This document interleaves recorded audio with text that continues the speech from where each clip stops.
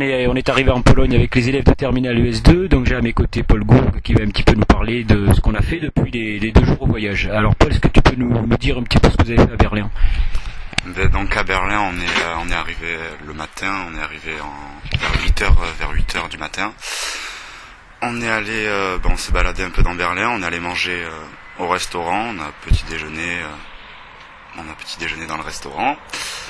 Ensuite, donc on est allé vers 10h, on est allé au musée de l'organisation de la terreur à Berlin, dans l'ancien centre-ville de Berlin. Donc là, on s'est séparés en groupes, tout le bus s'est séparé en groupes.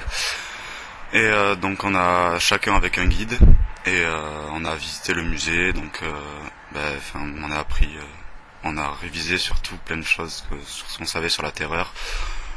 Ce qui s'est passé, les principaux dirigeants, les lois qu'il y a eu contre les juifs, l'extermination, les camps de concentration, avec des textes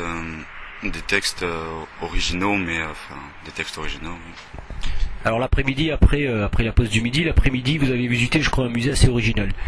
Donc on a visité, oui, un musée par une exposition d'un artiste, je ne me rappelle plus son nom. Donc sur la Shoah, sur tout ce qui était sa vision de l'extermination des Juifs, qui lui-même était juif, cet artiste. Et donc dans une exposition assez bizarre, plusieurs salles avec surtout une salle où on marchait sur des têtes en acier sur le sol partout. Donc c'était sa vision de la Shoah. Parce que on pouvait imaginer que c'était les juifs sur lesquels on marchait, comme l'extermination. Alors la tour de l'Holocauste, quel sentiment t'as ressenti? Un grand vide, parce que c'est une tour vide, très très grande. Et donc oui, ça fait un sentiment de solitude, puis de grandeur. Alors ensuite, donc vous avez fait quelques visites en soirée avant de regagner l'auberge. Est-ce que tu peux nous en dire quelques mots? On est allé devant le Reichstag, donc avec le Reichstag très grand, très beau. Enfin, moi j'imaginais pas ça du tout comme ça. Et oui, le Parlement et le Reichstag, mémorial de la Shoah aussi, très impressionnant. Un sentiment pareil, on s'imagine ce qui s'est passé avant, ce qu'ils ont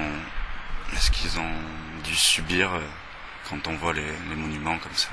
Alors là, on est rendu à lundi matin, donc lundi matin, la maison de la conférence de Wannsee. Est-ce que la maison d'Heydrich, est-ce que tu peux nous dire à quoi ça correspond dans cette thématique sur la Shoah? C'est là que tout a commencé pour le pire, parce que c'est là que les lois ont été écrites les plus virulentes. Je sais pas si on peut dire comme ça. Mais oui, impressionnant, parce qu'on a vu la salle où ils s'étaient rencontrés, Heinrich et les autres membres du parti nazi, les autres têtes du cerveau. Et donc oui, impressionnant. C'est là qu'ils ont tout mis en œuvre pour Hitler, dans l'extermination des Juifs. C'est là que ça a commencé. Bon, alors là, on est parti en direction de la Pologne. Alors, on vient de pénétrer en Pologne il y a quelques kilomètres. Est-ce que tu peux un petit peu nous en parler, parce que c'est assez cocasse?